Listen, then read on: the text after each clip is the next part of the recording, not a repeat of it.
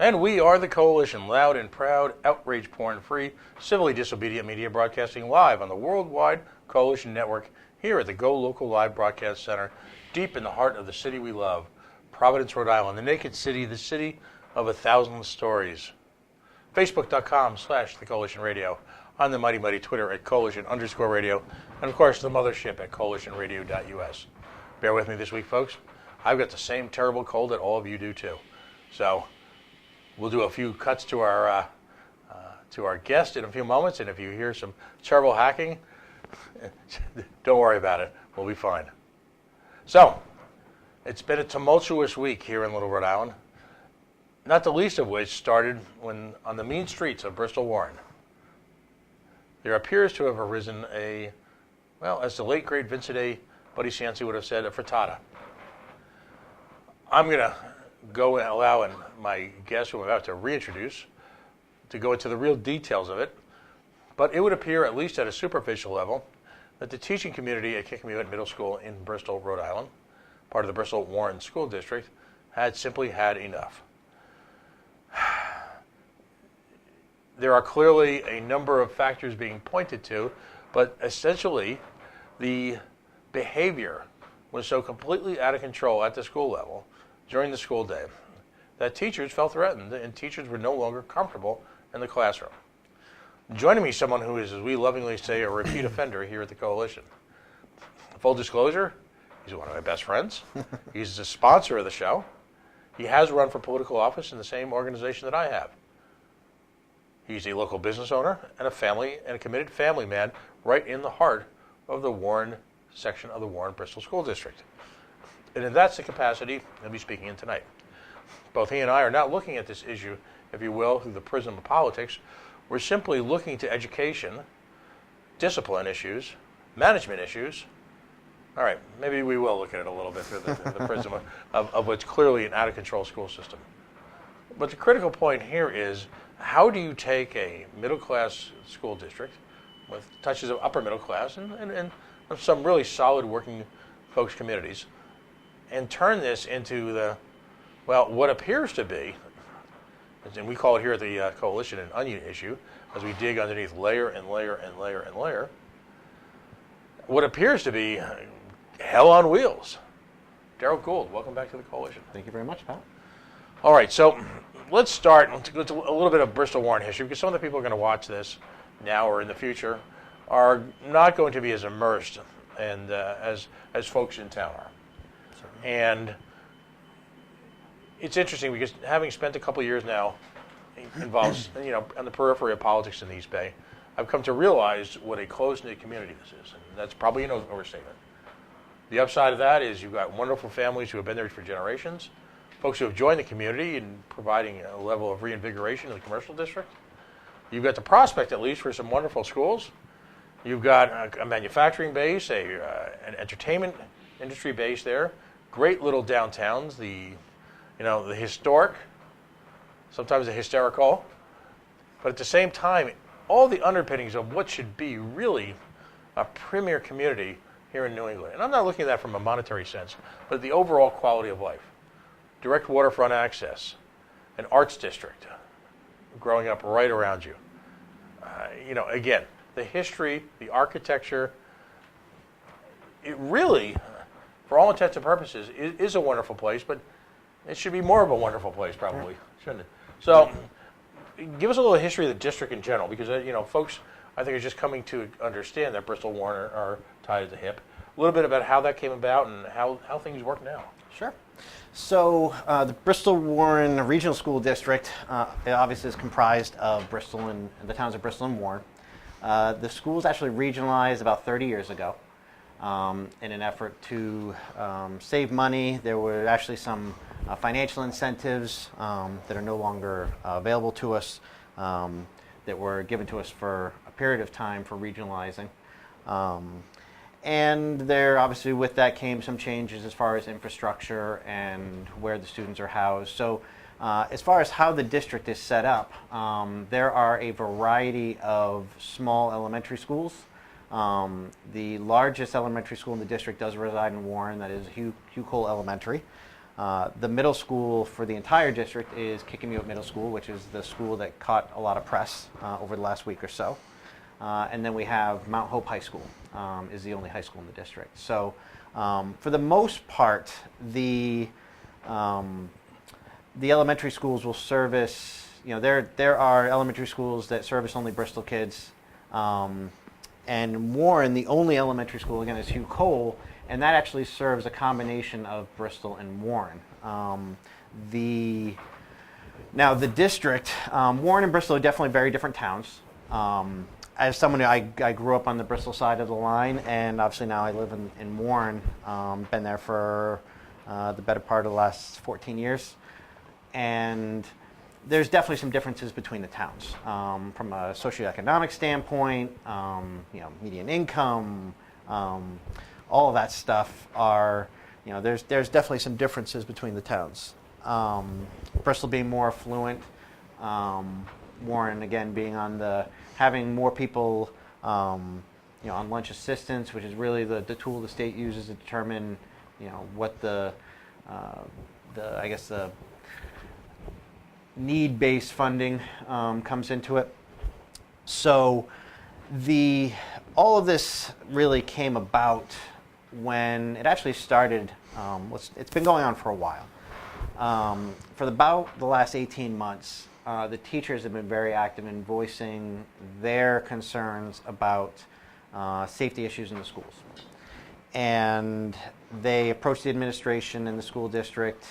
They voiced their concerns. And the trend that we see in our district is, coming from administration anyway, is there appears to be a lot of conflict resolution tactics. You never apologize for anything. You speak at the 30,000-foot level. You don't commit to anything. And there's always talk about plans being put into place, and ultimately nothing ever comes to fruition. So after about 18 months, the teachers union decided to have a coordinated sick out.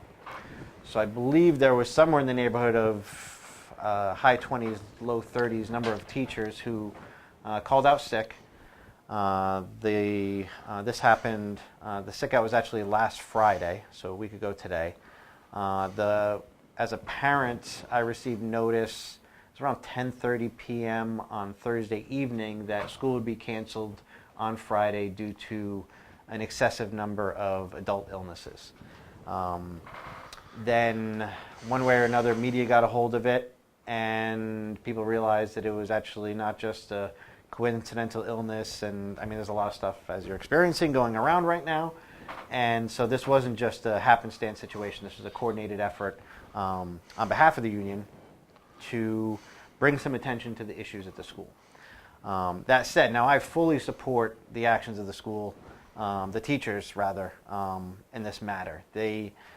This was not a knee-jerk reaction. This was not something that was done as a first dart, for lack of a better term. They'd really tried to work with the district to get some of these disciplinary issues handled and move forward.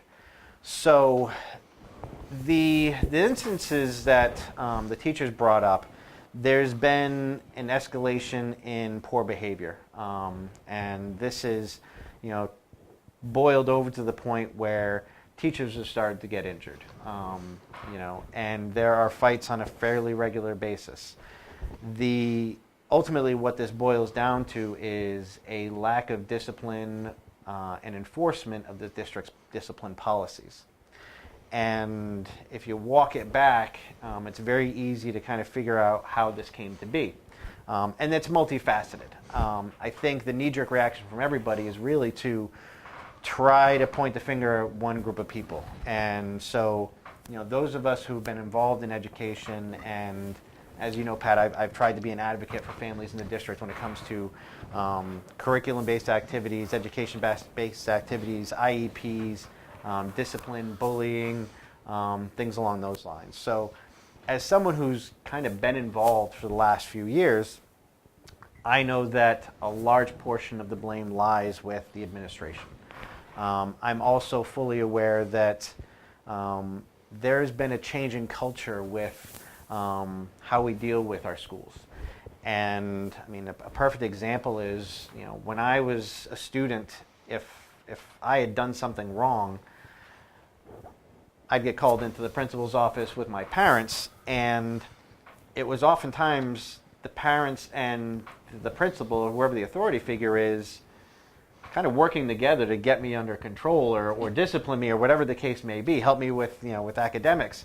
And there's been this shift because everybody's so protective of their children that no parent wants to see other people disciplining their kids.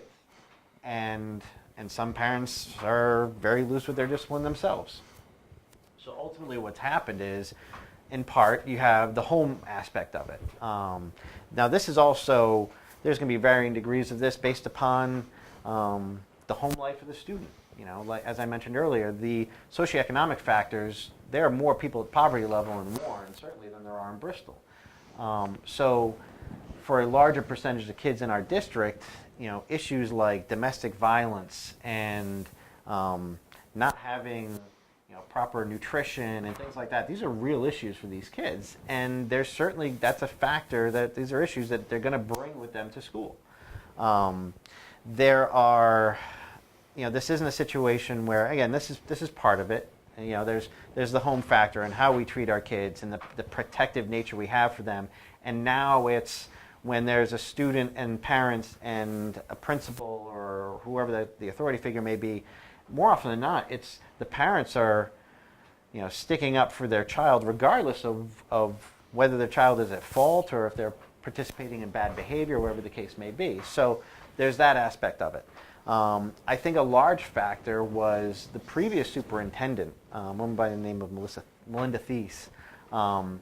She took our district and, from a special education standpoint, went full integration. And while that can be an effective tool for some students, this is a situation where they basically said, all right, we're not going to have dedicated classrooms for special needs students. We're going to introduce them to general population, for lack of a better term. And the challenge with that is they didn't have the resources in place, the tools in place to manage that transition and to support these kids in that environment.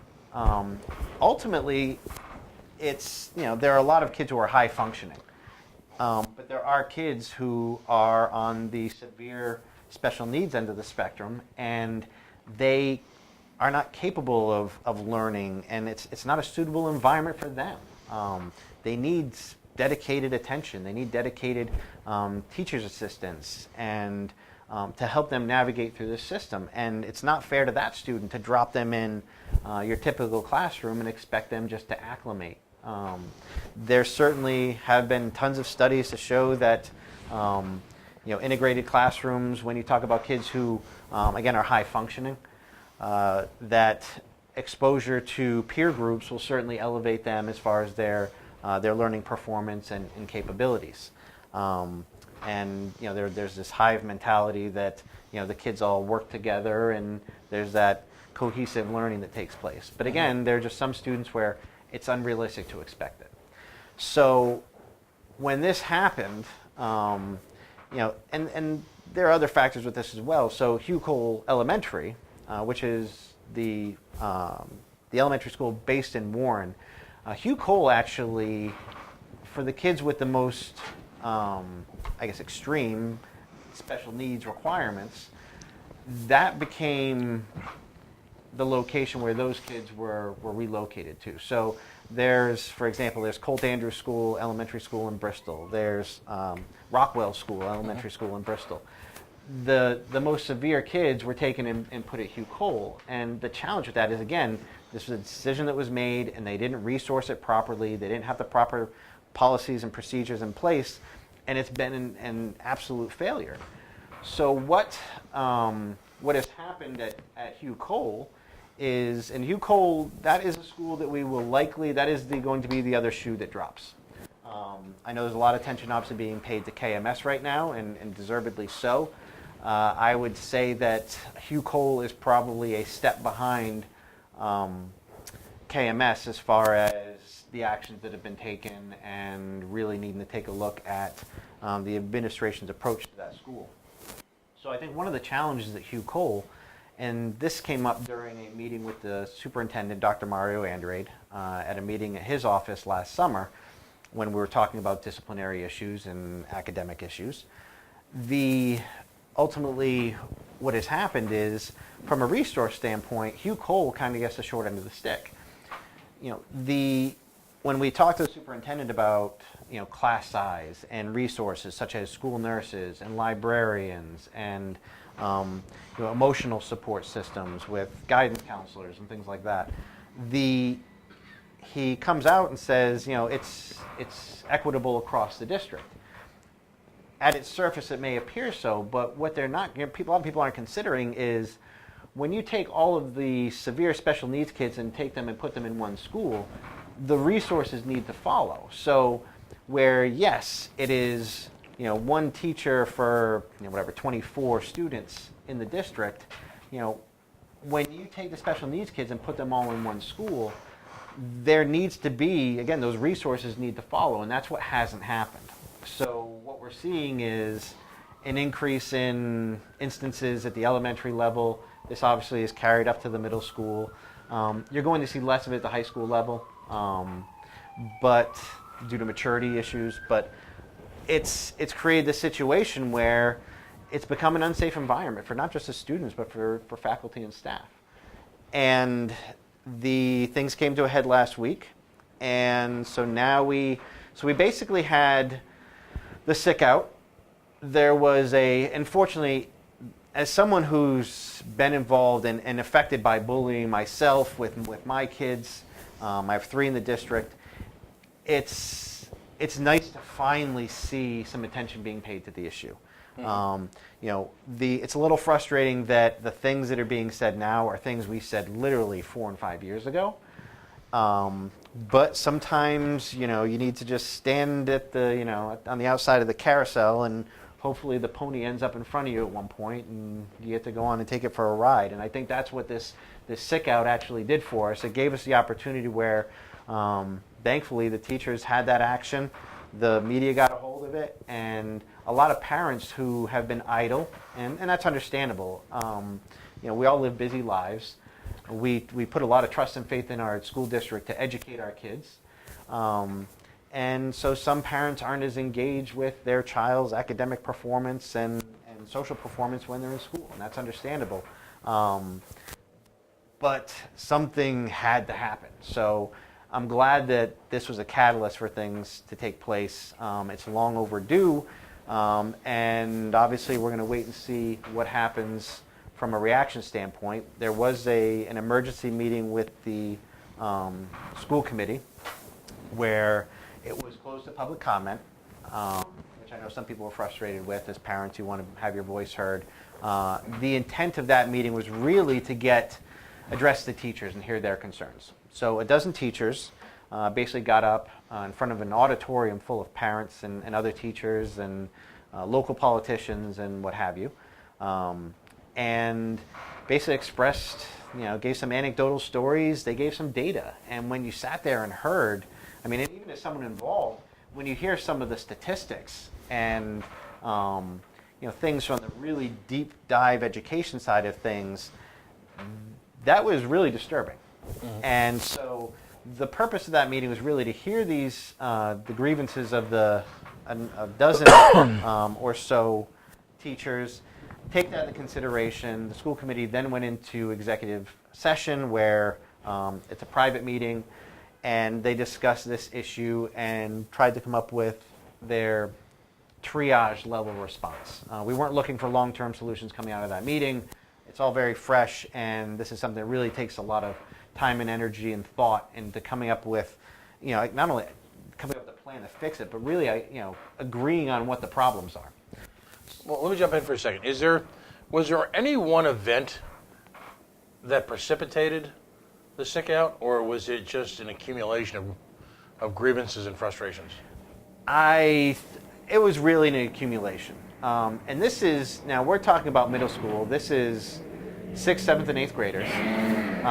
At this school, we have had, now it might be going back a couple of years, we've had unreported sexual assaults.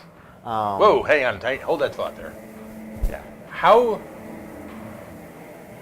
and PolitiFact me on this one, but there was a school administrator in the city of Providence Correct. who was criminally convicted. Mandated reporter. Because she's a mandated reporter. Correct. How did that? This, so it was the end of the school year and forgive me, they all run together, I want to say 2016. Mm-hmm. 2016, 2017 school year? I believe, yeah, 2016, 2017 school year. There were a few incidents that, for example, there was a student, female student, who was actually volunteering, and I know the student, she comes from a fantastic family. She is, model student citizen.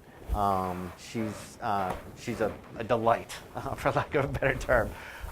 So this young woman is staying after to help one of her teachers, and she leaves the classroom, and it just happens to be at the same time that detention is being let out. And 3 boys come out, and they say some inappropriate things, and it spooks her a little bit, so she starts to walk briskly away, and suddenly the boys start to take chase. So they chase her into a classroom, and she did manage to get out, but not after they came, there was some physical contact. We'll leave it at that. Now, has this been reported to the police? This was reported to the police. Mm-hmm. This was a situation where the 3 boys were charged. It was handled in family court, but because of the way the district handled it, I know that young lady is no longer in the district. She's been pulled out because, unfortunately, the state has an obligation to educate all students. Right. And this is where it gets really tricky.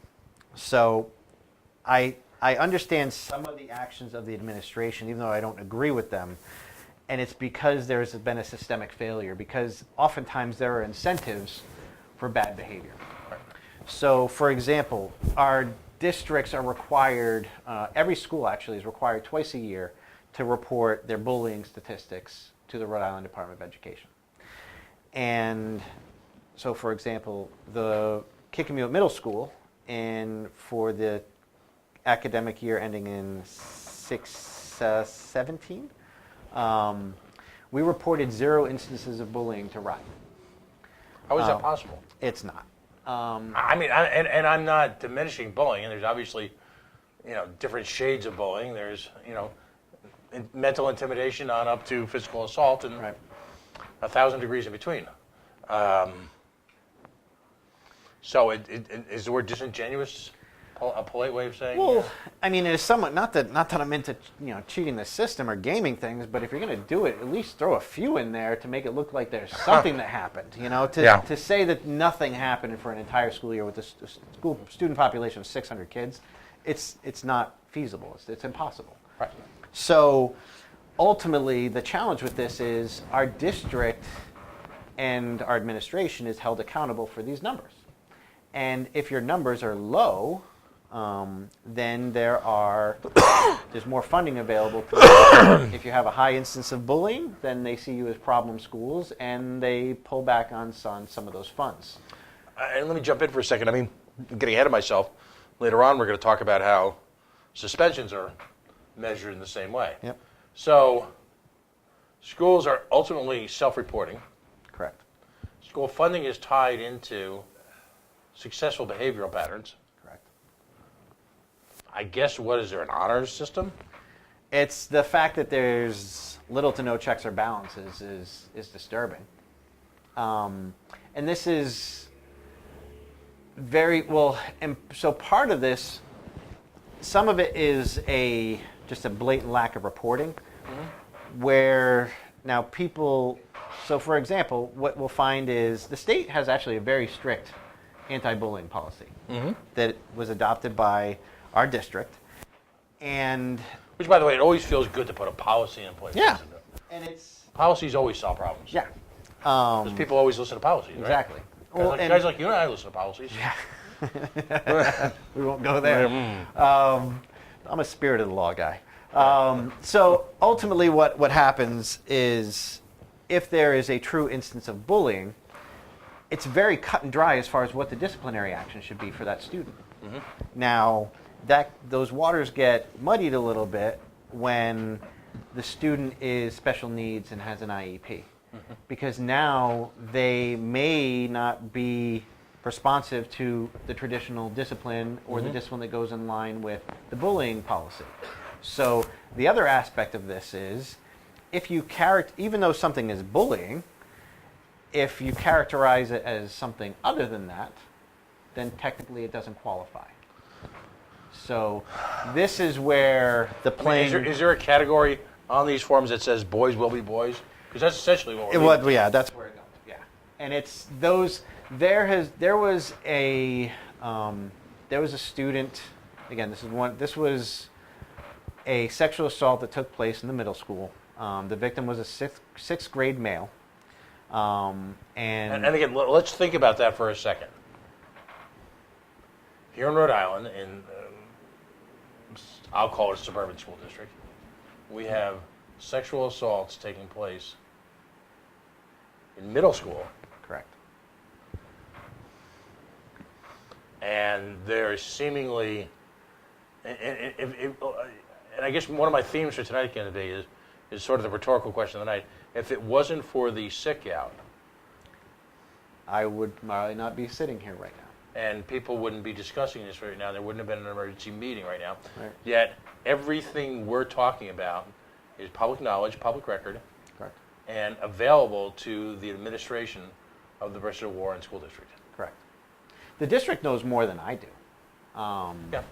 Yeah, I've been fortunate to have some people who trusted me enough to reach out to me so I can point them in the right direction. I'm not a counselor. I'm not a psychologist. Yeah, but this is a good opportunity. Let's step back for a second and touch on your involvement. Because people may associate you with recent political activities, right. But long before Yeah. this was even a twinkle in your eye, right? Long before the Healy campaign, long before any of that, you were involved in medical cannabis, Yep. and you were also involved in education because you, as a concerned parent, Correct. Who spent a lot of time immersing himself in the subject. Fair statement? Very fair. So your involvement this is not a flash in the pan. I'm going to use the word opportunistic because I know that's been thrown your way. This is not opportunism. This is something that stems back a few years now. Much like my foray into politics, I'm the reluctant participant. Yeah. I wish these problems didn't exist so I didn't have to do these things. But people who know me well know that I have a real problem with injustice. I have a real problem with abuse of power. I have a real problem when you involve children. And so my involvement initially started with my daughter, and one of my sons for that matter, in a very short period of time when they were very early in elementary school. The bullying issue touched us. Right. And as it does, by the way, virtually everyone. Yeah, and just much like you said, there are various shades of bullying. This isn't, I'm talking legitimate bullying. Right. This is repeated, someone who's in a position of power, whether it's physical or some sort of rank and file based upon, which is going to happen less obviously at the elementary level, maybe higher, in high school or something like that. But this isn't, and I've seen a lot of comments on social media, this is a bunch of snowflake kids and no one can handle anything and they need to tough it up and parents need to start smacking their kids around and teaching them a lesson. Always works. Yeah, and as a parent, I've been very effective as a parent. I constantly get compliments on my kids' behavior. I've never raised a hand to my kids. I don't get physical. It's worked for me. And I have other tools that I use in my parenting bag. So, but this isn't a situation where, it's just a bunch of unruly kids and we're letting the inmates run the asylum. There's a variety of factors. I mean, this isn't just, this is multifaceted. I could probably go down 12 different paths as to why this is happening. And ultimately, some of the responsibility lies with the parents. Some of it lies with the students and being responsible and for their own behavior and how they treat others, for being respectful and emotionally present when they're in school. Some of this lies with the administration. Some of this lies with some of the teachers. I mean, we've had bullying between staff and students. So to go back to the second sexual assault, we had a 6th grader who basically went into the bathroom, an 8th grader followed him in, was sexually assaulted, and when the victim went down to the principal's office, they called the parents, and the parents came in, and the school's response. Now, let me be very clear about this. The people involved in this at the school level are the principal, and there was a dean of discipline. That position has been dissolved in favor of 2 assistant principals. None of those people are at the school anymore. The principal left when all of this stuff started coming to the surface, which is somewhat telling. And the dean of discipline actually retired. So this is, the current principal, a woman by the name of Christine Homan. This was not under her watch. So when the victim went to the principal's office, they called the parents. The parent was told by the district that they wanted to handle this internally with an investigation. And this is where the deviation from mandated reporter law comes into play. And knowing that this was not the way that it should be handled, the mom, who I have the pleasure of knowing, she's a great mom, great person, she did the right thing and notified the authorities. So the Warren Police Department shows up, and I have a lot of respect for the Warren Police Department, and they asked the mom what happened and the student, and then they went obviously to the district and said, what happened? And the response there was basically, this isn't bullying. This wasn't a. This was getting blown out of proportion. It's boys being boys. And so the responding officers then go back to the mom and say, with this in their head, okay, the mom's just being over emotional. She's being protective of her child. The school district is looking at this more grounded, through clear eyes. It's, there's the lack of the emotional involvement, right. And so they ultimately tell the mom, we talked to the district, and they don't really think this is a big deal. The mom had reached out to me, and I run an advocacy page for students and families in our district, and I went public with that information. And how long ago was this? This was 2 years ago. 2 years. So when that happened, and this is around the same time as the young lady was sexually assaulted in the district, so I made it public that this happened, and we wanted to. The goal really with my concern was, are there other instances of this happening? If we peel back the curtain, what are we going to find? So my goal with making this somewhat public was to bring some attention to it, and again, hope that maybe we'd get the response that we've seen with the teacher sick hour. But more importantly, let's see if there are other kids who have been victims of sexual assault in our district where it hasn't been reported, and maybe these kids aren't getting the support that they need to handle that type of situation. Right. The response was mixed. There was certainly appreciation from the people involved. And I'd say the majority of people recognized what I was trying to do and understood and appreciated it. There was certainly a number of people who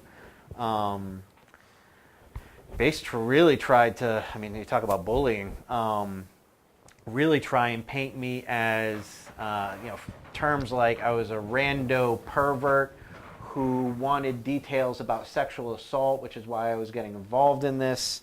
I wasn't a certified counselor or therapist, so I was only going to do harm to these students, when in the reality of it was, our goal was if a family felt they need services, whether that's psychological or they needed to point to someone, as far as the authorities are concerned, if that's at the local municipal level or at the state police level, let's figure out where we need to, the people we need to connect the family and the victim to, so we can get them the resources and we can see some form of justice. By the way, just as an aside, the people who decided to even suggest that it was appropriate to handle it internally, are those people still employed by the Bristol Warren School District? That is, I can't definitively say that the superintendent had intimate knowledge of these incidents. Given the gravity, I would assume that he did. He rules with, Dr. Andrade, and I have nothing personal against him. I have some, there's just been too much for too long from a job performance standpoint for him, for me to look the other way or just say, you know what, he's a nice guy and he's trying. I think he certainly puts on a very calculated face when dealing with families. He's got the game face down. Yeah, and it's somewhat of a concerned academic, affable, perhaps, and he's got a somewhat maybe a. He may come across as disinterested, but he's not this hardcore iron fist authority figure, at least externally with families. So I would venture to guess that he was very much aware of what was happening and likely had a hand in the determination not to go report these things as they were required by law. But there's been no public comment about that whole... No. That was swept under the rug. And this has been the MO of our district for years. Part of the challenge, again, is we have these great policies, but if you don't, and I'm not a fan of all of these policies, but they're their policies. They better, if this is the path you've chosen, you got to walk the walk. It's your policy, not mine. Enforce your policy. So, again, my entrance into this space was started with my daughter. We had an incident where a student punched her in the stomach, unprovoked. Now, when that occurred, no faculty or staff member saw it happen. Right. And so my daughter reported it to her teacher. The teacher brought the student and my daughter out to the hallway and said, did you strike, Abigail? I'll throw her name out there. Everyone knows who she is. Did you strike Abigail? No. Well, what happened? I don't remember. Now, as a parent, and I have 3 kids, if 2 of them getting into something and I ask what happens and one of them says they don't remember, I know who the guilty party is and the other one is dismissed. Yeah. That's not how things happened. And my daughter came home saying, Dad, the teacher told the student, she's like, well, suggested that, were you just excited and waving your arms around and accidentally made contact with Abigail? And the student says, yes, that's what happened. And my daughter, even though she was in 2nd grade when this happened, she was well aware the teacher gave the boy an out. She gave him an excuse. Right. And he took it. Now, a week later, this same boy, my daughter was in gym class, and she had her water bottle, and the boy came by and hit the bottom of the water bottle. So she came home that day with blood down the front of her shirt, and 2nd grade, and a note from the nurse. No note from the school from a disciplinary standpoint, which, when there's physical contact, that is actually one of the requirements. When you draw blood, usually. When you draw blood, yeah. So that happened. Now, I was of the opinion that this was the second strike. This was physical. And so when I had a conversation with the principal, again, different principal then than what we have now, she basically said that, I said, this is a second strike. If something else happens, I want the boy removed from her class. And they said, well, we don't do that. And if anyone's going to move, it's going to be your daughter. So, punish the victim. Draw blood. Hit hard enough so that Right. skin was broken somehow. Yep. What happened to all this zero tolerance stuff? That's the problem. And it's just, show up with, and I'm being extreme here, but show up with a cupcake that looks like a revolver, and you got ATF helicoptering in, and and all hell's breaking loose. You play tag, you're it, and you're considered misogynist, but you actually. Well, I liken it to very strict gun laws. When you have these, whether it's minimum, sentencing guidelines for possession of a firearm unlawfully and things like that. What we found, and I've talked to a number of lawyers who've echoed this sentiment, judges are, for the most part, they're constitutionalists. That's their job, is really to interpret law and apply it in a courtroom setting, in a judicial setting. So when, the punishment has to suit the crime. And so that's something that really eats at the core of a judge. When you have a gentleman, so say you have somebody there standing in front of you who otherwise is a productive member of society, and they did something stupid.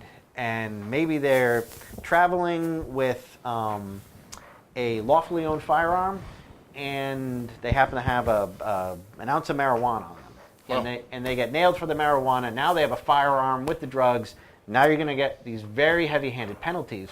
What you find is the courts generally don't enforce them because they know that the punishment doesn't suit the crime. So zero tolerance sounds nice, and it sounds like it's really strict. But when it comes to application or the punishment phase of things, you have to dial it back. And ultimately it becomes a very black and white thing. I can either, if he bullied, it's a very easy if-then. If you did X, then Y must happen. So I need to make it so X didn't happen. So therefore Y doesn't occur. So that's where we have this shift, and things get classified as something other than bullying, boys being boys, or whatever the case may be. Those crazy kids. Yeah. So now what was interesting, while this was happening, my twin boys were in first grade. And I was in the car with the kids after school, and one of my twins was talking about a video that he saw. And as an engaged parent, I said, what video did you watch today? And this wave of shame washed over him, and he hung his head down. He said, I don't want to talk about it. It's inappropriate. Wow. So my first grader telling me something's inappropriate. So ultimately, I asked him what it was. He told me he didn't want to talk about it. And that's when his brother chimed in. I know exactly what the video was about. I'm like, did you see it? He said, no, but Jack told me, a few minutes ago. Okay. What was in the video? It was a girl kissing another girl's privates. So as a parent of young children, I always thought that I'd probably have until maybe on the aggressive side, 10 years old, before I had to have the birds and bees conversation. Never mind the bees and bees conversation. Right. This was something where, I immediately contacted the school. Evidently, one of his classmates had brought in a parent's old cell phone, and there was girl-on-girl porn on the phone. And she was showing it to about 6 or 8 boys. And no one knew anything about it. So I think the boys were really embarrassed. They didn't want to tell a teacher. How do you talk about that? How do you bring it up? And so nothing ever happened. So my son tells me, and I contact the principal and explain what happened. She says I will get on this immediately, and she did. And she called me back probably within an hour and said, I've confirmed that did in fact take place. And we're going to handle this, appropriately. I've already spoken to the parents, and they're coming in, and we're going to make sure this is all taken care of. Great. Now, while this is happening, I'm dealing with my daughter's situation, and the boy who was bullying her had gotten physical with her twice. They had tested at the top of their class in math and reading. And at that level, that's all you do, math and reading. There's no, you're not getting deep into science and social studies and things like that. It's elementary school. So they were actually, because no one else tested at that level, they're actually put together as a pair throughout the entire school day as learning partners. So this young man is turning to my daughter, and who's always been very high performing. You're stupid. You can't do this work. I'm smarter than you. You must have cheated to get to your score because you're an idiot. And so Lovely. On a daily basis. So my daughter comes home and says, I don't like math and reading, this is not my daughter. So what's going on? Ultimately, she tells me what's happening, and I called the school. And I said, this is strike 3. I want this student removed. And the principal then told me, this is only the second incident. I said, no, we had the punch in the stomach, we had the hit to the mouth, and now we have this. 3 strikes, I would like him removed from our classroom. And that's when the principal tells me, well, we're only at strike 2 because the first incident wasn't documented as a physical contact. When I asked why, I was told that because it wasn't observed by a faculty or staff member, and I had actually called and notified the school, that it didn't qualify as a strike. Right. So, and this is when you get into the characterization of issues and trying to find ways of not reporting things as they happen. So, interestingly enough, I asked the principal at the time if the pornography issue was going to be documented. And she assured me, she said, Mr. Gould, this is very serious. And yes, of course it would be documented. It's in the child's file. And we're handling this with the highest level of response. Which begs the question, and I asked, if my daughter's incident wasn't recorded because I called it in and a teacher didn't see it, that was the same circumstances with the pornography on the phone. So what was different about these 2 incidents that allowed the pornography incidents to be reported and documented, and the instance with the physical assault of my daughter wasn't? And of course, they didn't have an answer for that. So that was really my first step into at least the bullying and The alternative reality called the Bristol Warren School District. Yeah, the discipline side of things. I've since become active on, with testing and the opt-out movement. I was very fortunate to, when these things happen and you share stories with other parents, then you find out that there's some commonality here. So what ultimately happened organically was there was basically a group of parents, myself included, who we were engaged, we were involved, and we wanted to make some positive change. So some people, I was big in the testing issue. Mm-hmm. I was obviously big on the bullying and discipline issue. I think and still to this day, because there's so much data out there, and policy and procedure and protocol, is on the IEP and special needs side of things. Mm-hmm. I don't have a special needs child, so it's not something I've gone through myself, right, like I have with the other disciplines. So it's something where I rely on the people around me. And I've been very fortunate to have some good parents who, some of them don't even have kids in the district, and they're just good parents who are involved and engaged and understand the law and know the process. And they've been tremendous resources for us as a group, right, so that we can advocate for these students and hopefully point them in the right direction. The IEP issue is huge for a couple of reasons. I think the stat that was mentioned by one of the teachers the other night is 50% of the kids at our middle school have some sort of mental health requirement or special need. Mm. And it could be something very minor, but 50% of students have some requirement there. And again, we're not staffing it such, we're not resourcing it, we're not addressing those issues, and we're just kind of hoping that these problems solve themselves and we can, introduce policies or programs that'll wish them away, and it hasn't happened. It won't. No, it never does. I mean, if it strikes me that the carrot and stick is completely out of control. Studied ignorance of the issues confronting your school district clearly are the recipe for financial success in terms of funding. Well, one of the other things you need to think about, Pat, is, so there have been, and I understand the calls, there have been some insane, like really, really bad bullying situations. Right. And it's not exclusive to KMS or our this is something that is nationwide. Do I think KMS has more issues than an average middle school that size and with its socioeconomic profile? Probably a little bit worse than average, and that's due to the lack of response from the district. But I think, as a parent, when your child is a victim of bullying or some sort of assault, you're very quickly want to go to, I want that kid out of the class, out of the school, out of the district. Right. The challenge with that is, if it gets to that point and the child is, the determination is made that child cannot exist in that school or that classroom environment, right, and they send them out of district, the school district has to pay for that.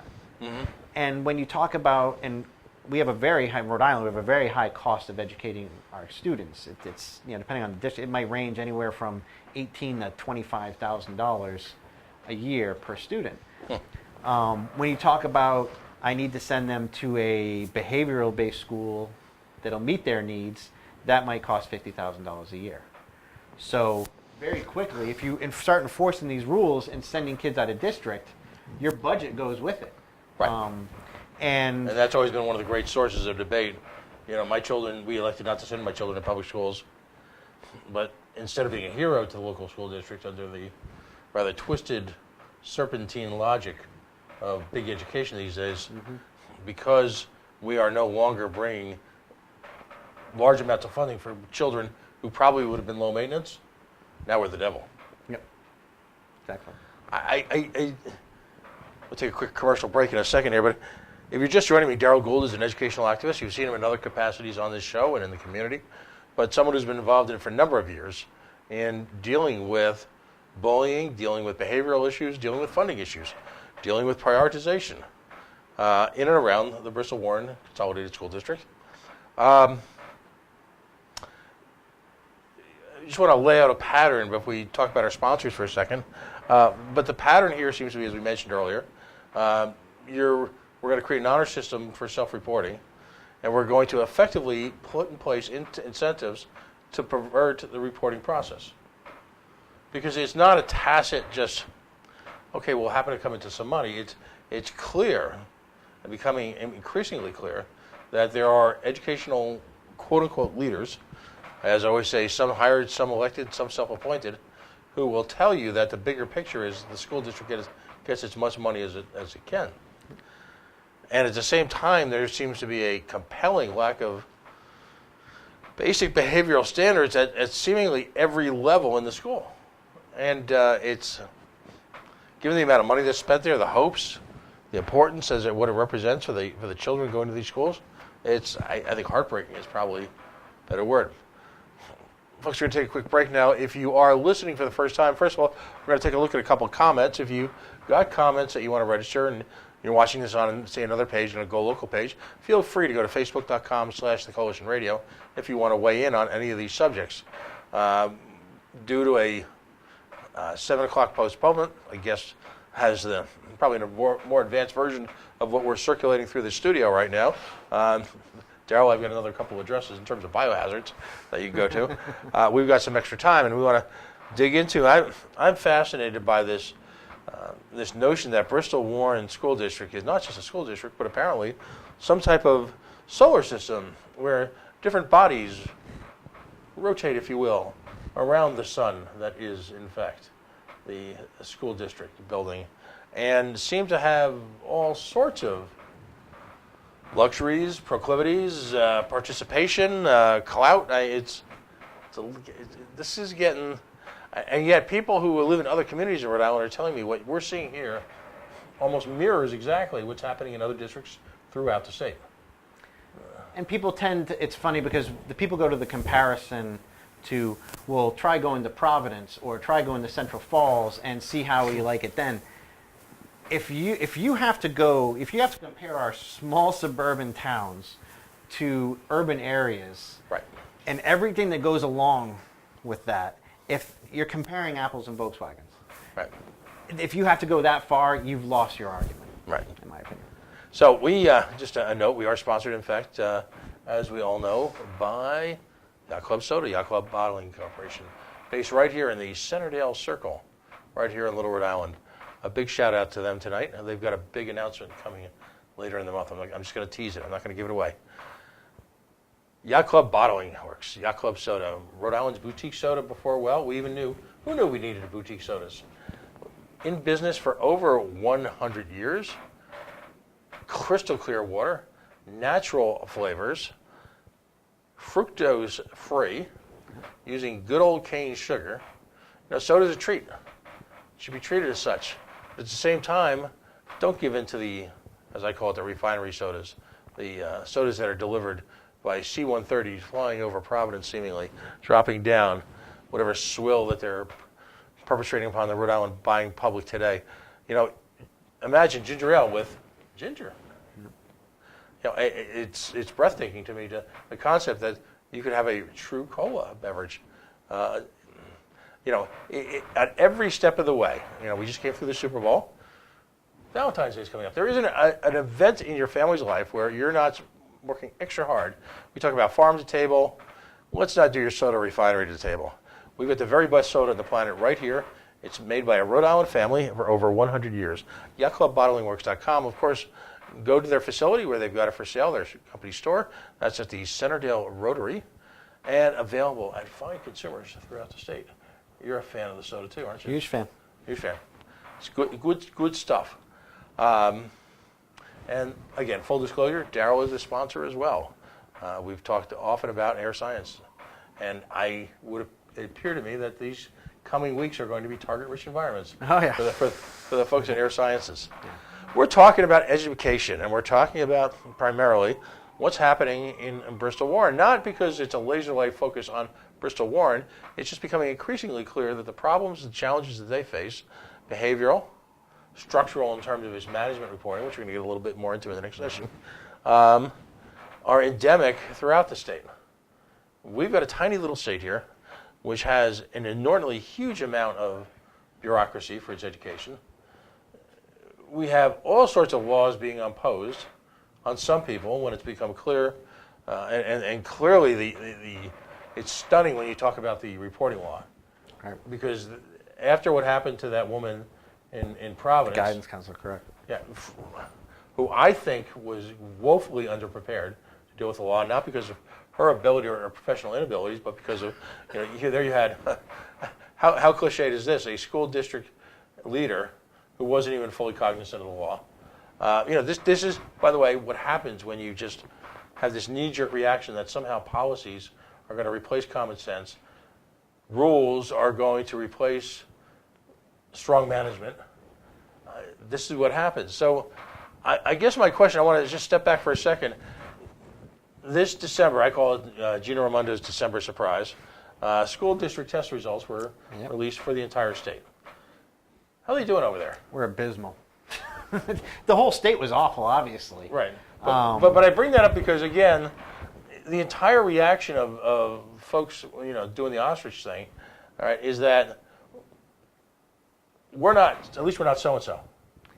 And I feel badly because it would appear, now that we're a month 2 plus past the release date of this information, and this is almost unfair to say because I'm not, maybe the media isn't reporting all the efforts, but the only folks that seem to react, as this was a crisis it is, were in fact the folks from Central Falls.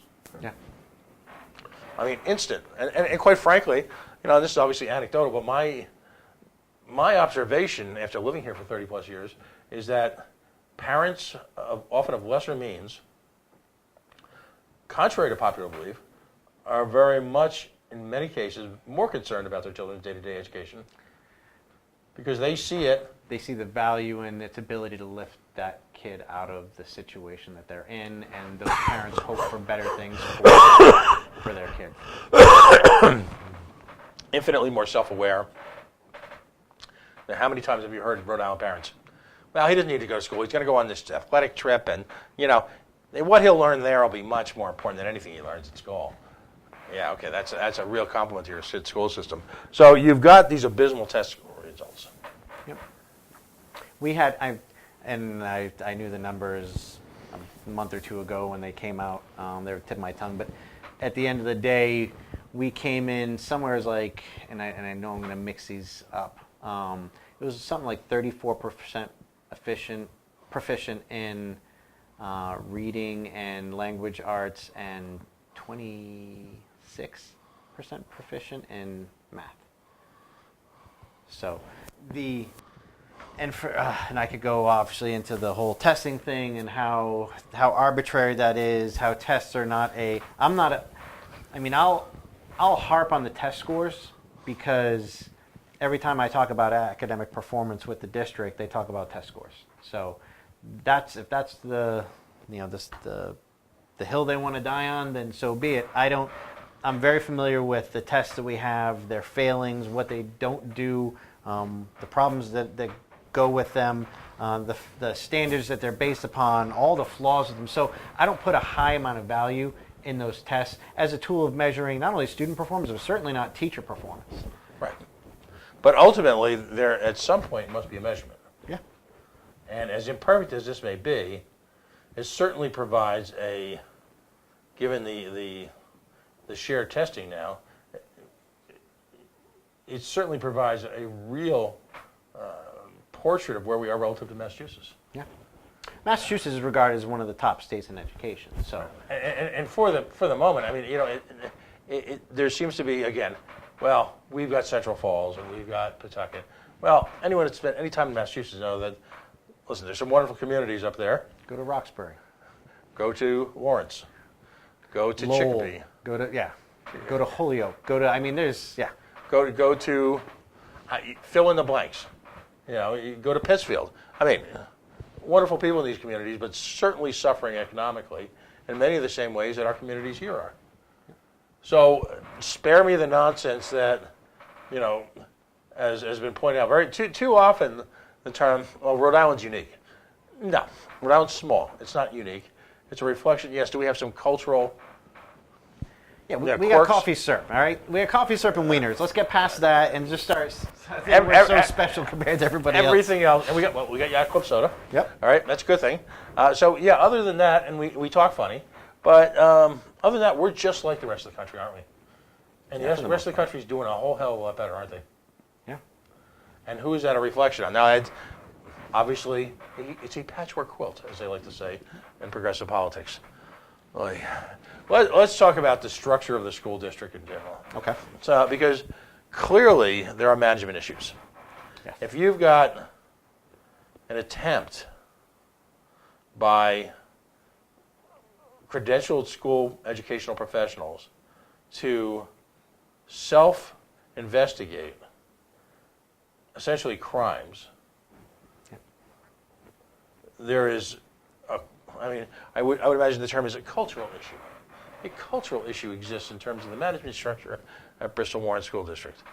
Now, it isn't just a school district, though, is it? There's lots of little organizations floating around the periphery of this. Yeah, there's a lot of factors in play. What is this organization, Bristol Warren? There's some sort of educational foundation? BWEF, Bristol Warren Education Foundation. And what's the history of that?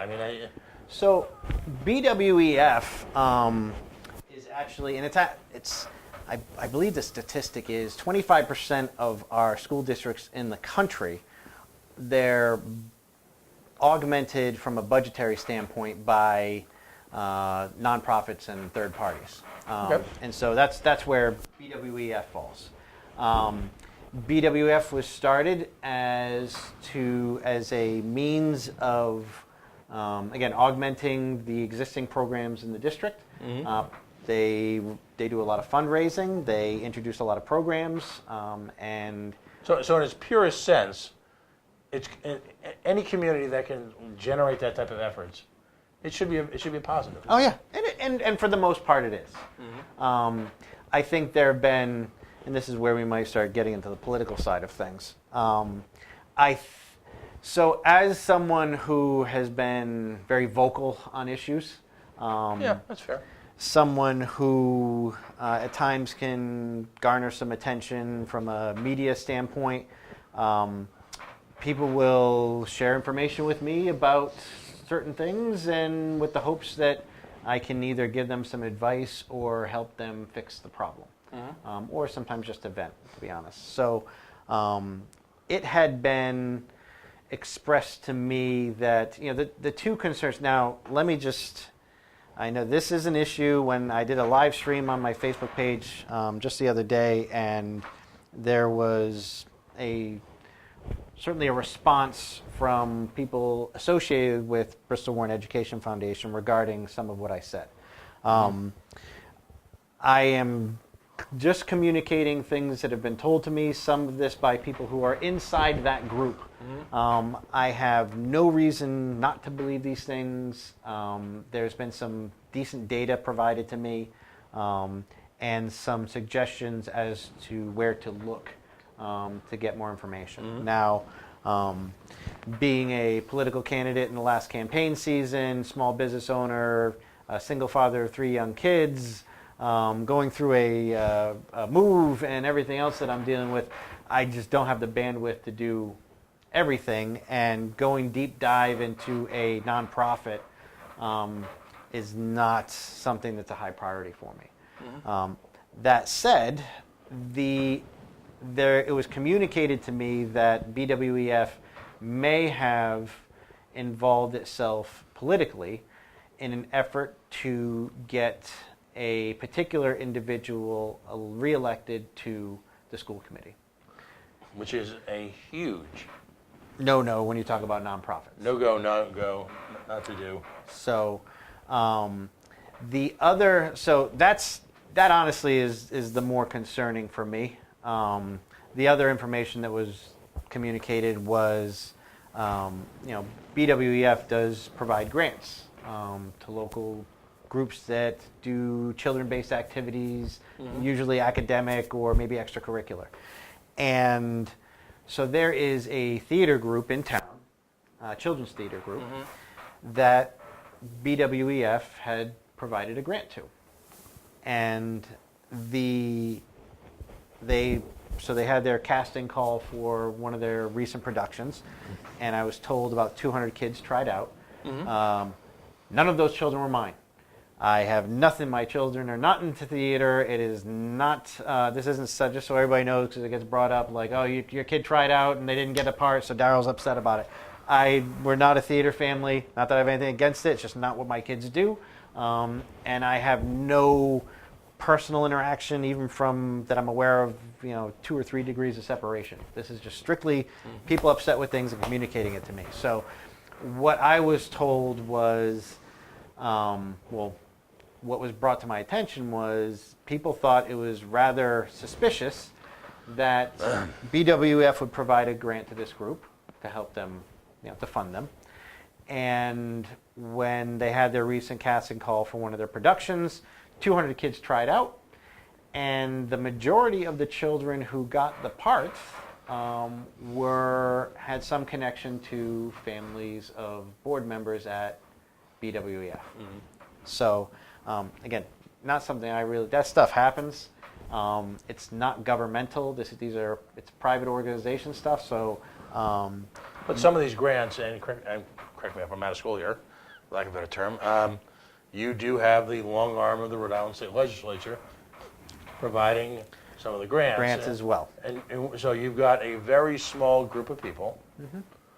I mean, by the way, this is starting to sound like a really bad B movie. Oh, it's awful. It's when I talk, if I have the opportunity, and I know I can be long-winded, when I have the opportunity to concisely break it down and give people all right, let's focus on education and bang, bang, bang, and let's focus on discipline, and I go through it. At the end, most people would say, it just doesn't seem plausible. If I saw it in a movie theater or on a TV screen, it might be entertaining, Right. but just not realistic. That all these things are happening in, again, a suburban school district with a couple of small towns, and what seemingly is, and they're great towns. I mean, both towns have been recognized by various magazines or tourist groups as they're really cool places to live. as hidden gems on the Warren side. Listen, the town I live in has no soul, and it's a wonderful place, nice people. There's no center of town. There's no seaside. There's no a lot of history. I mean, they're just Warren's Bristol's beautiful. Warren's great. Maybe it's just because it appeals to my wannabe ex-hippie hipster kind of job. Foodie artist enclave. We have some fantastic live music venues. We have some people who, from a business standpoint, and the amazing thing is, and I'll say this about a lot of the restaurateurs in our town, and this goes for the Galactic Theater, the Square Peg, Trafford, and I'm going to leave off a ton of places, Bywater, and all these restaurants. The crazy thing about these people, you'd think being a restaurant owner in such a small town, it'd be hyper competitive. These are people who, they just want to see the downtown area be revitalized. Right. So they work together.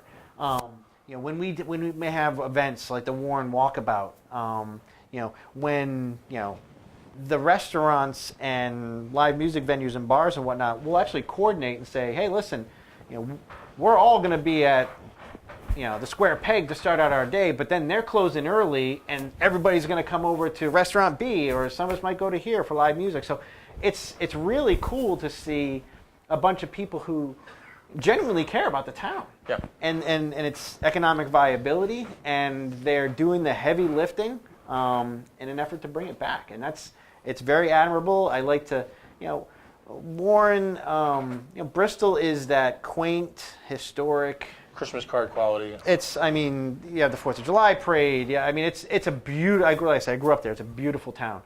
Warren, we're just we have a little bit more dirt under our fingernails. Right. And I mean that in the most positive way possible. Yeah, no, it's so what's heartbreaking then is to see a handful of people, and I'm going to characterize it just as complete outsider, a school department head who's acting as if he's accountable to no one. My only experience with the school department is I've been waiting for about 2 years now for a return phone call. I'm not sensing I'm getting one. Get in line, because the media, that was their big gripe this week, was from everyone from talk radio to traditional media. He wasn't making any statements. There was no response. All this stuff was happening. If you look at other issues going around the country right now, in Virginia, things like that, the new trend post-Clinton is to just ride it out. Yeah. Make them come and get you. Literally, and if the offense, real or imagined, isn't indictable, no one's going to come and get you, and after a while people will forget. Except, in this case, it's not, adults, it's children. Well, and the problem with it is it's so incestuous. So we have, these nonprofit groups that deal with education, and they're purportedly trying to get people elected. And those people are sympathetic to the superintendent. And then there's, you can go in so many different directions with this. There's, right. Then there's so one of the things that was brought to my attention was, obviously with all of these severe bullying incidences, there was actually something that came to light. It was the last day of school in the 2017 school year. There was a student that was attacked by another student and left the school in an ambulance. the student who was the attacker faced no disciplinary action for that incident because it happened on the last day of school, and disciplinary action does not carry over to the next school year. So it's like the purge on the last day of school because you can do whatever you want. And trust me, kids are smart and they're resourceful. If they figure out that that's the case, and if you have someone you have your eyes on, you have some kind of personal vendetta, and you plan on getting physical, you just wait till the last day of school. The purge. Again, this is... Now, Chickamulet encompasses what populations? As far as... Both towns? Both towns, correct. That is the only middle school for both towns. It serves both towns. Right. So, literally, as you walk down the cobblestone streets of Bristol and look at or drive by Colt State Park, and Colt Andrews School, for that matter. Embrace the point, go down to the point and have a cocktail and a toast to the end of the evening, or you have lunch at one of Warren's funkier but charming bistros. Understand that the kids, in certain cases, are beating the crap out of each other at the local school, and it's Fight Club. Rule number one is you don't talk about Fight Club. It's plain and simple. You know, it's sad, and we kind of, I think at this point, Pat, you have to have a lighthearted approach at times, bring humility to it, because it's so sickening. And if you, like I said, it's very incestuous. So, as you mentioned, legislative grants. My former opponent and sitting state representative, Jason Knight, is now Jason. We were, as you know, I'm not a proponent of the legislative grant program. No, it's an abomination. It's a currying favor, buying votes. It's the worst in politics. Right. And no accountability. No accountability whatsoever. It's an extra as an outside of the budgetary process. It is literally an abomination. So I was very critical of that program during the 2016 race. Mm-hmm. And perhaps as a result, when Jason Knight won, in order to be more fair and equitable, he put together a legislative grant team that basically people, they would field the requests from the community as far as, okay, if the Warren Rec Department needs a grant for something, then let's put that in the pool. And this group of people who are all politically aligned with Jason Knight. This wasn't something where he said, let's get some balance and let's get a conservative and an independent. It's basically him and three progressives, and he's progressively leaning. Kind of when he sticks to it. Yeah. So 90. What was the percentage he votes with the speaker? 98.6. So yeah. So the Reform Caucus, apparently they're happy with as long as you're not dealing with, as long as you don't agree with Mattiello 100%, and you keep it down below 99, everything's okay. It's all good. So Jason put this team together to review and figure out who they would actually submit these grants for. That theater group actually happens to be one of those recipients of the legislative grant. So that's my tax dollars. So that's where I can actually start being bothered by it. Right. But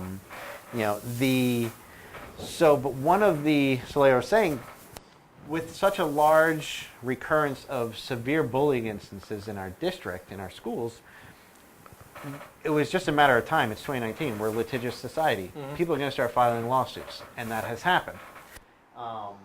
With some of the recent cases of bullying, there were parents who were asking out publicly and saying, is there, I'll go find an attorney, but if there's somebody who's already doing this or somebody that we can all use and perhaps get some kind of discounted rate as a result of that, who can that be? Is there somebody that is already involved?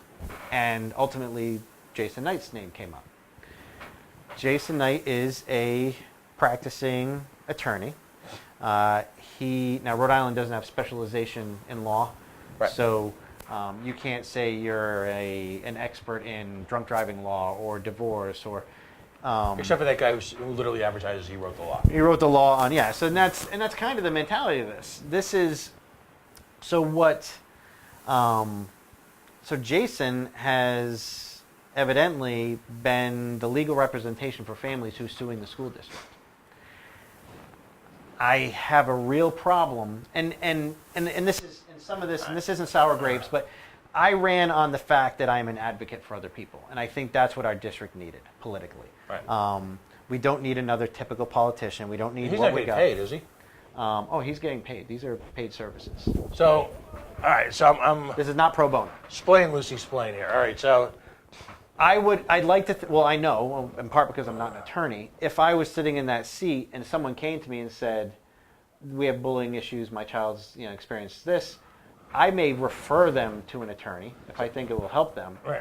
But as their state rep, someone who represents them, I'm going to advocate for them with the school district, with Rhode Island Department of Education, and possibly at the state legislature. If there's something we can do from a legislative standpoint, whether it's, I tend to be more on the repeal side, but adding or repealing to make this a more tenable situation, I'm all about it. And I think that's what that role should be. So I'm still getting over this. So wait a minute. Jason Knight is profiting personally from litigation aimed directly at the Bristol Warren School District. Correct. Part of why this doesn't sit well with me is because Jason Knight is not a litigation attorney. He's not a litigation specialist. I thought he represented crooks and drunk drivers. He's a criminal defense attorney. Okay. So I could understand. I still think there's a tremendous conflict of interest, but I think it's amplified by the fact that this isn't even his area of expertise or what he practices on a daily basis. No, but I mean, I'm sorry to keep interrupting because this is. Yeah. Despite the cold medicine, despite the addled brain here, isn't this one of the things that progressives have weighed so heavily against people like Mattiello, a certain former representative who was the head of the finance committee, and on and on and on? The fact that essentially you've got a culture in Rhode Island where attorneys become elected officials to build their law careers. And much we talked about, there were attorneys who advertised that use me as your drunk driving attorney because I wrote a book on drunk driving law, and they mean it literally because they wrote and sponsored the legislation. And as such, when they write this legislation, they are intimately familiar with any loopholes or backdoors that would then allow them to be more attractive to clientele because they know how to get people off on the charges. So it's go with me because I'm an insider and I wrote the book on it and I'm going to get you off. And they're using their political positions as a way to enrich themselves personally through their law practice. Right. It's the stuff we complain about on a daily basis. And it's unfortunately, because it's Rhode Island, it's every politician is a crook, this happens, this is just, you're never going to change it. So we've come to the point that we just accept this as, this is what politics is. And it's not. It's a total... And there are some, even though we may disagree with their philosophies violently, in a rhetorical sense, of course, there are some very, very good people up there.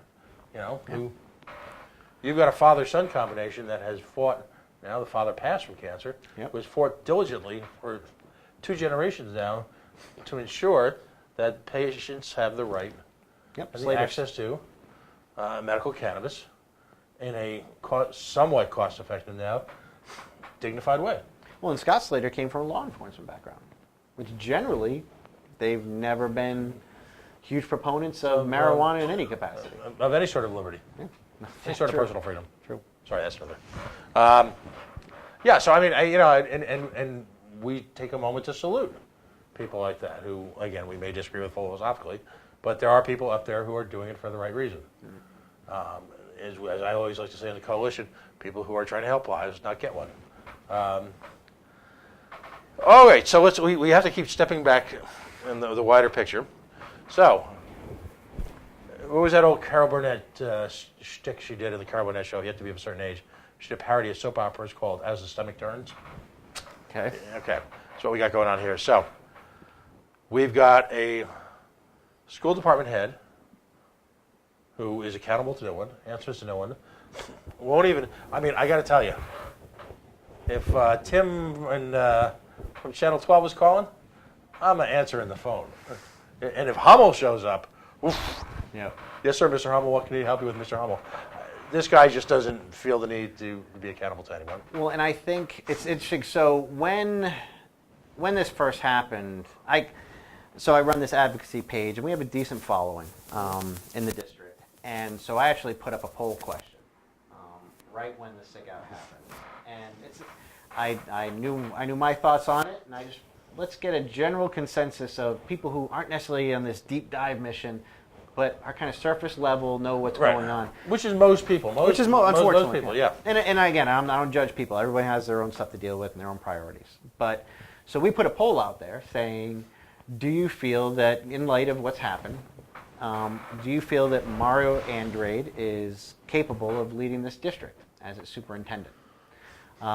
Before I came on to the program tonight, Pat, I checked. We're about it's a week-long poll on Facebook, obviously non-scientific. But we have, I think when I came in, we were just over 400 responses. 92% feel that Dr. Andrade is not capable of leading our district. And the other 6 people are either family or on the town council, school board, or there might be a degree of separation between them and Dr. Andrade, or or perhaps they had, if your child's never experienced discipline issues or IEP issues or things like that, then if you had something and he helped you, and there are people that he's helped. I don't think anyone.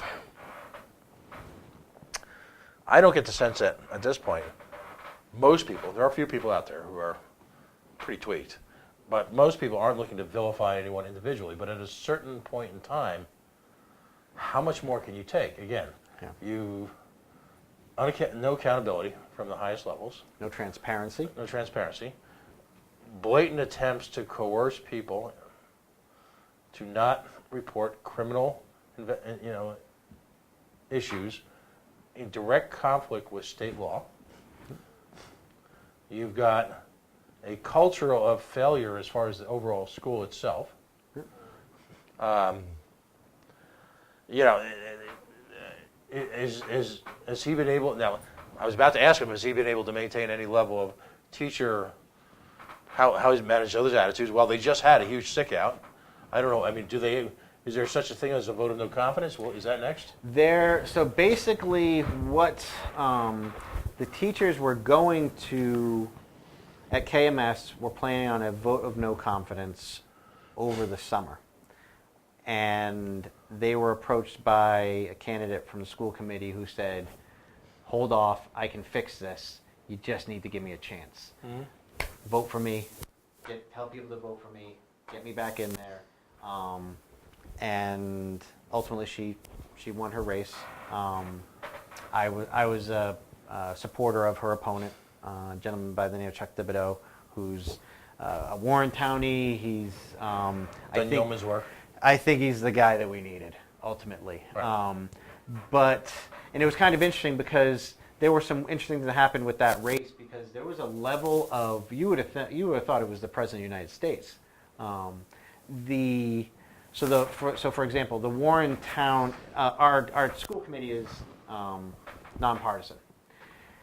The Warren Town Democrats, they would post ads, supporting, their boy Lofton Asensio or Lofton Longo or whatever. Yeah, well, Lofton Longo, yeah. Lofton Longo, the golden boy who has been a ghost ever since he got found to be a total fraud. So that the Warren Town Democrats would do group ads, and it was the first time that they had ever included a school committee candidate, right? Because again, it's nonpartisan race, in any of their advertising, any of their support, and it was because there's this big progressive movement in the East Bay, and these are all people who are like-minded and supportive of one another, and that's the one thing I'll give it to the progressives is they coordinate. They show up. And they write checks. I mean, how else do you account for, as one person pointed out, near and dear to us, that you have a individual who didn't even make the 6-person cut for town? 7. Yeah. 7-person cut for town council, with less than $400 in her campaign account, in less than a handful of weeks, have $25,000 plus as if she was now the chosen one.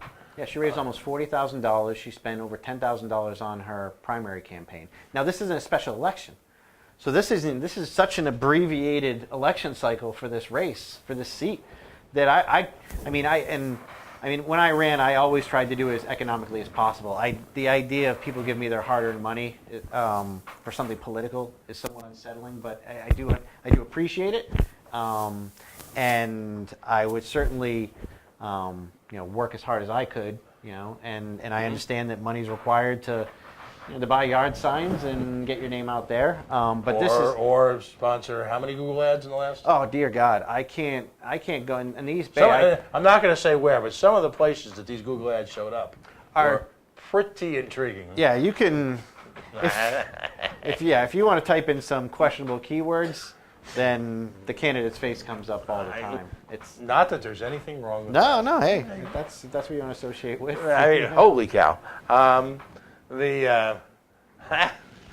my! So you've just got a mess here. Yeah, and like I said, I'm glad there's some attention to it. For us now, it's we know what the history is. We know all the incidents, and now we're making that more public. So when people come and challenge us and say you shouldn't be pointing the finger at this person or that person, or the administration or this collectively, here's the reasons why. This isn't something where we're just knee-jerk reaction. We didn't just get upset about a day out of school and run and grab pitchforks and torches. Again, going back to the whole incestuous nature of this, there was our local newspapers, the East Bay newspapers. There was an op-ed written by a gentleman by the name of Jock Hayes. Jock Hayes is his family owns the East Bay newspaper group. Okay. He was also the former chair of the Bristol Warren Education Foundation.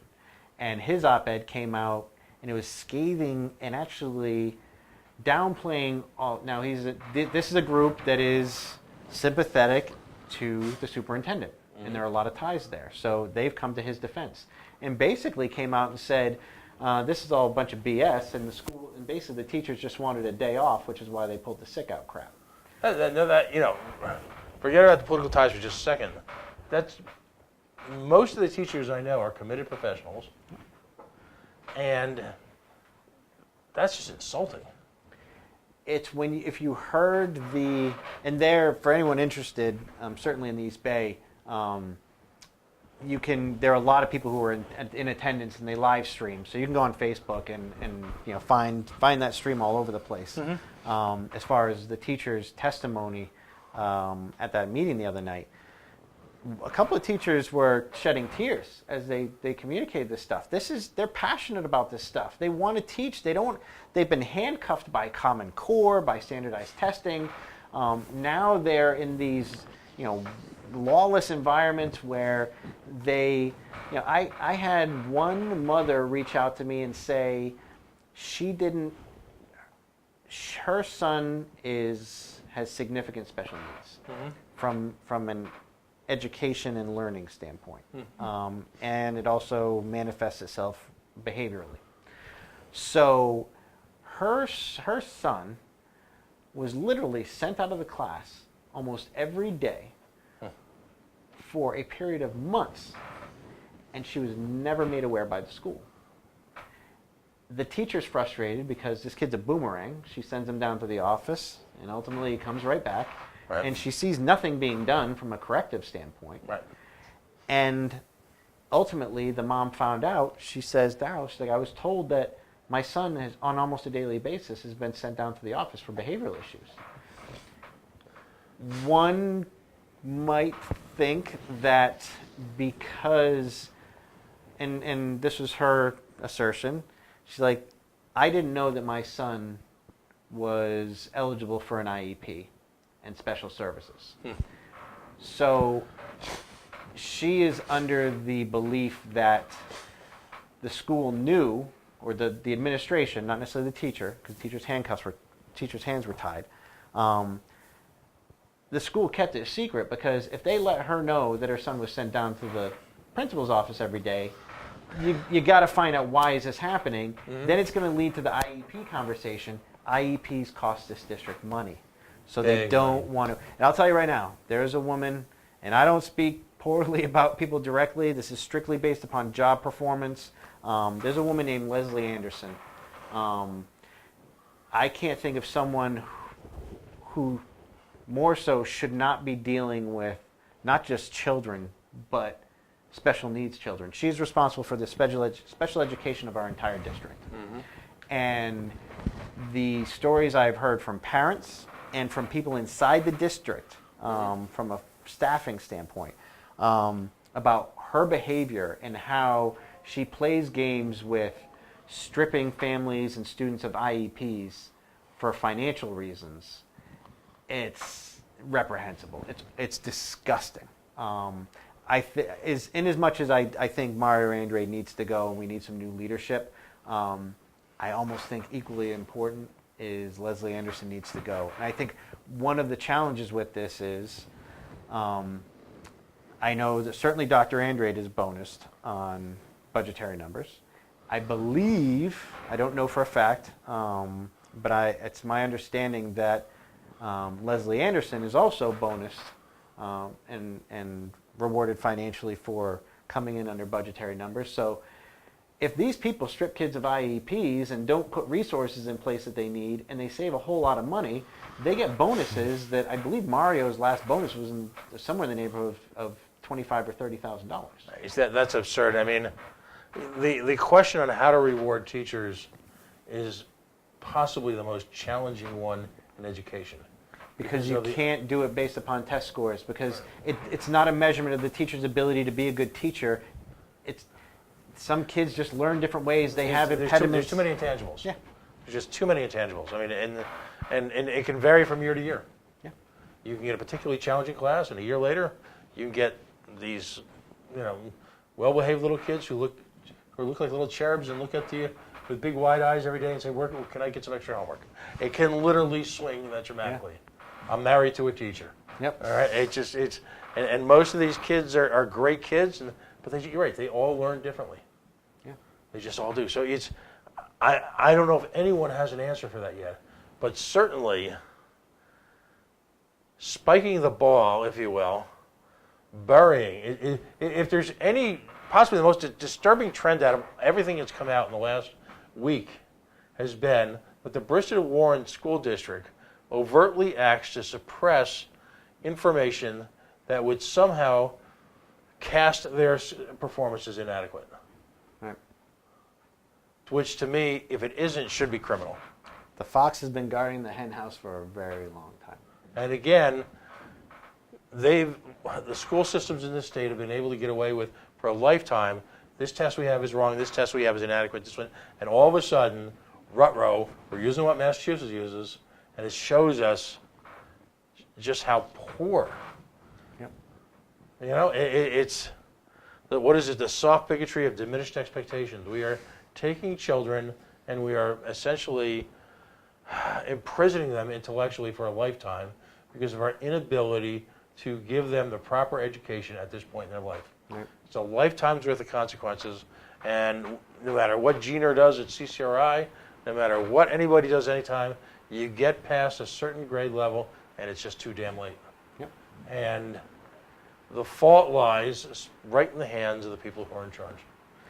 It's sad that there's almost like a whole generation of students in our district that, I mean, there's a lot of heavy lifting that's going to have to take place in order to fix this. But what's troubling is, particularly troubling, and I often point to the now clamor for universal pre-K, the very people who have been such abject failures in terms of performance are being asked to be the ones to lead us out of the desert. How is that possible that we're going to give the same cast of characters another 10 years at the state level to kind of figure it out? I'm surprised. I was hopeful when Commissioner Wagner came in. Right. But I've been around long enough to know that you just got to wait and you got to look at the performance. You can't look at, the speeches they make and the pitch. There were a lot of people, my good friend John Laughlin, I haven't reminded him this in about a year or two, I will this Saturday, admonished me the week after Gina Raimondo was inaugurate it, and that we need to give her time, because based on her performance as treasurer, she looks like she could be a really great governor. I'm never letting him forget that one. I just can't. Great guy, great show, Saturday mornings. You should definitely watch it on WPRO AM 630. I think he's on from like 11 to 2 or thereabouts. Forgive me, John. But I'm never, ever going to let him down with that. And so the old tired line about a fish rotting from the head. The entire culture of this school district seems to be broken. I think the community and the will of the teachers are the duct tape holding it together right now. Right. And I think I'm very pleased to see that for the most part, the parents recognize the situation the teachers are in. I give the teachers all the credit in the world. Just the type of bravery it takes to just buck the system like that. That took stones. Well, especially in our district, because there's things can get punitive. Absolutely, it's a place of employment. It's tough, and it has brought down, holy hell, it has brought down the entire region's spotlight, if you will, on them at a time when there's so many things to be frustrated about. But universally, I mean, and just on conversations you and I have had, it seems like they have wonderful teachers there. Yeah. We have some great. I could rattle some off, but they're great people, and they're people in the community. You know, we have a lot of teachers actually live in Bristol and Warren who teach in the district. They're people that I went to school with as a kid, and they're good people, and they're dedicated, and they're passionate, and it's. I think the big fear, and I think fortunately the action they took is going to stem any mass exodus from teachers. Right. My hope, anyway. Let's keep them in. Let's fix it. And that's really where we're at now. What do we do now? Yeah, and we've got a few minutes left. Moving forward. So basically, what came out of the meeting the other day was the school committee said we're putting a school resource officer on site. I think that's strictly for appearances. Well, that's the move that says, okay, we get it, and there's a problem. We realize we have to do something. They have to do something. And no long-term solutions were going to come out of the meeting the other night. Right. You know, they went to executive session for a couple of hours. They talked about things. They came out.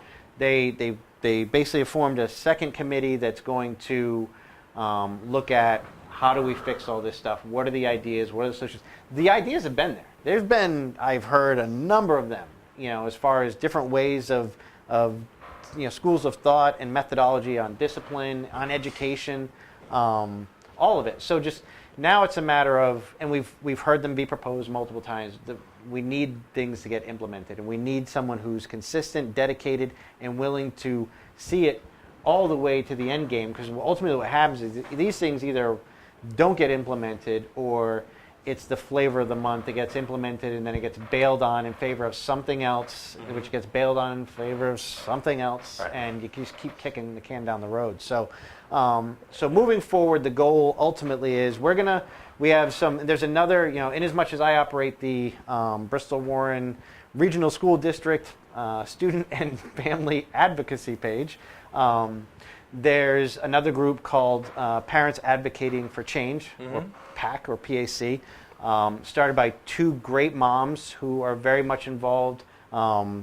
They've been exposed to the bullying and discipline issues through their kids, and they've totally immersed themselves in the issues, and so they've started another group that is a little bit less political than what I do, which I think there's a definite need for. So we're working in conjunction with one another. We might have slightly different flavors and approaches, but we're all trying to work in the same direction. So our goal is keep communicating with the parents and families, making sure they're in the know, hoping that people continue to show up at school committee meetings, and hold people accountable and drive the change that we need to fix this mess. Great stuff. Yikes. Yeah. for anyone out there who thinks it's not happening at some level in their school system, watch, listen, learn. Talk to the teachers. They know. Well, and you know what? If anything comes from this, perhaps the notion that there should be more direct contact with teachers and the community. There are far too many instances in government in Rhode Island where you have gatekeepers whose vested interest is in suppressing access. Mm-hmm. That's just true in schools. We found that out in Health and Human Services last night when we found out that, shockingly, Gina screwed the pooch on yet another contract. Mm-hmm. So you have, as Tara Granahan pointed out so convincingly this morning, you have literally very ill, very sick people sitting outside in the cold waiting for rides that probably aren't going to come. But when they do, or even if they don't do, we'll get charged egregious amounts of money for that. Yep. I got an idea. How about a little less government and a little more common sense? There have been calls in our district for deregionalization. I think that would punish both districts. I think it would actually benefit Warren more because from an infrastructure standpoint, we have two of the larger schools in our district physically. So we could house all of our students in those two schools, right. Where Bristol would have to recommission some old buildings that they decommissioned as small schools, right. When we regionalized. So, if I would love, in my dreams, my utopia. So I'll get you in trouble. Yeah, or at least lose you an election. Yeah. In my utopia, Warren would be able to be a test bed where we would have true school choice. So have no public schools servicing Warren, and whether those kids go to public schools out of district or charter or private schools or something along those lines, yeah. Then let's use it as a test bed. We're the smallest town in the state. It's very easy to bring change like that. Mm-hmm. My hope is that it would happen, but that's right now. I'm just focused on let's fix. If you're walking home from school, what is it? About 4 miles, right? It depends on whose house you're going to.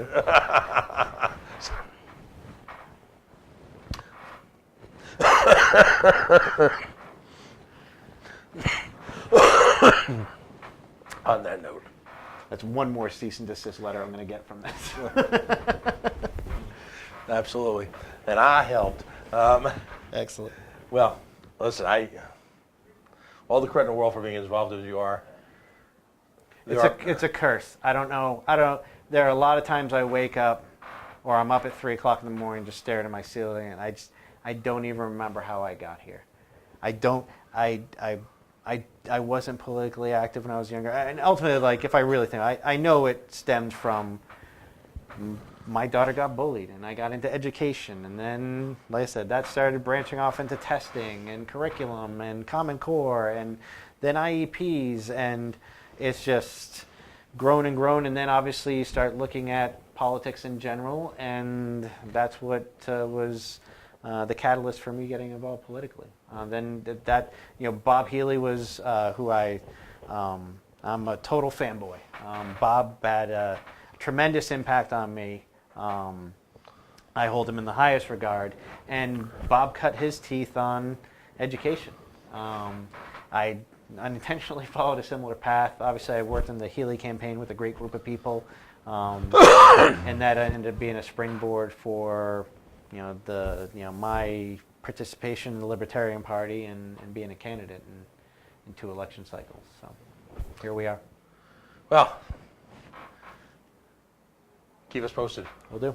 Thanks for having me. Because again, as Warren goes with this, Warren Bristol goes with this, every single town in the state, I'm convinced. I do believe that there are probably school districts out there that are much better run. Yeah. Where you don't have this culture of crisis, you don't have gatekeepers, you don't have interpersonal relations have gone mad, between the highest levels and, the conflicts that can create. And, Well, sunlight's the best disinfectant, so fortunately things are being brought out to light, so let's hope it all gets cleaned up. Daryl Gould, educational activist, man about town. Your Facebook page awaits you.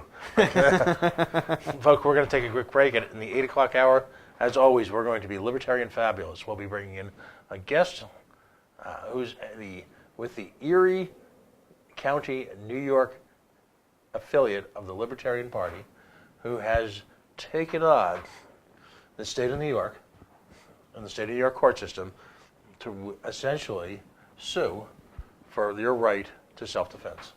This is going to be interesting. And of course, we'll be talking about with folks from the Ruff Phillips campaign.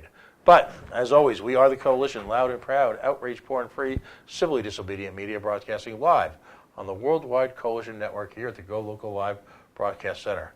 Facebook.com/The Coalition Radio, on the mighty, mighty Twitter at Coalition_radio, and CoalitionRadio.us. Folks, it's a wonderful night to be out and about here in the Naked City, Providence, Rhode Island. You know, we've been given a little bit of a hiatus, I guess, from the extreme cold. It's not quite spring-like, but it's a great night to come downtown, have a bite to eat, avail yourself of any one of a number of entertainment options that amaze me even to this day that exist in Rhode Island. There is no better place to sin in America than Providence, Rhode Island. Folks, stay tuned. We're going to take about a 4 or 5 minute break. We'll be right back.